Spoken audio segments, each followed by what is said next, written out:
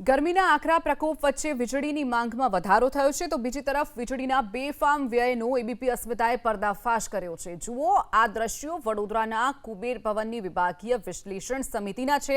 અહીંયા સરકારી ઓફિસ ખાલી ખમ છે। અધિકારીઓ સવારે 11 વાગ્યા પહેલા આવતા નથી, પરંતુ 10:30 વાગે રિયાલિટી ચેક કરતા કચેરીમાં લાઇટ અને પંખા ચાલુ નજરે પડ્યા। ઓફિસના પ્યુને તો એબીપી અસ્મિતા સમક્ષ કબૂલાત કરી કે અમને સવારે 10:30 વાગે લાઇટ અને પંખા ચાલુ કરી દેવા માટેના આદેશ છે।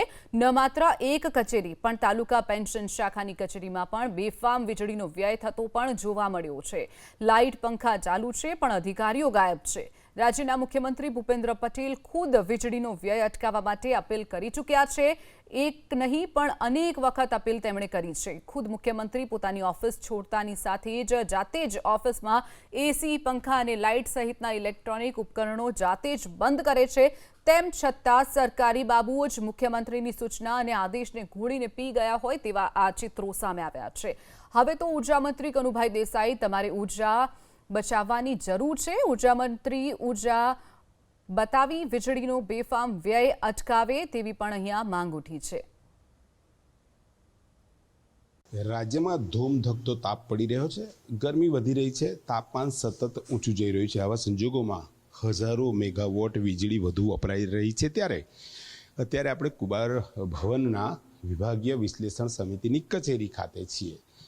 સરકારી કચેરીઓમાં શું સ્થિતિ છે બતાવવાનો પ્રયાસ કરીશું। આપ જોઈ શકો છો અહીંયા જે પંખા ચાલુ હતા, એબીપી અસ્મિતાની ટીમ પહોંચતા સ્વિચો બંધ કરાય છે। અહીંયા પણ હજુ આ પંખા ચાલુ છે। અનેક કચેરીઓ છે, જોઈ શકો છો પંખા ચાલુ છે। ઓફિસની અંદર હજુ સુધી કોઈ દેખાતું નથી। સવાલ એ છે કે જ્યારે અધિકારીઓ ન આવ્યા હોય તો પછી આ પ્રકારની વ્યવસ્થાઓ કેમ? તમામ જગ્યાએ જે લાઇટ અને પંખા ચાલુ જોવા મળી રહ્યા છે, જે ક્યાંક ને ક્યાંક જે લાઇટ બિલ આવવાના લોકોના પૈસે લાઇટ બિલ આવશે।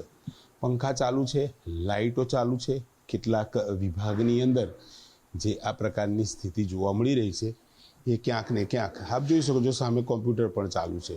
ઓફિસમાં કોઈ છે નહીં અને ઓફિસની અંદર જે લાઇટ, પંખા સહિત તમામ વસ્તુ જોવા મળી રહી છે। એટલે કે જે સરકારી કચેરીઓની અંદર જે લાઇટ, પંખા જોઈ શકો છો, કેમેરામેન પરેશભાઈ ધોળકે બતાવશે। પંખા અહીંયા તમામ જે રૂમ છે, તમામ કચેરીઓની મુખ્ય ઓફિસો છે, ત્યાં લાઇટ, પંખા ચાલુ જોવા મળી રહ્યા છે। વ્યય થઈ રહ્યો છે વીજળીનો, એવું કહેવું અતિશયોક્તિ ભર્યું નહીં હોય।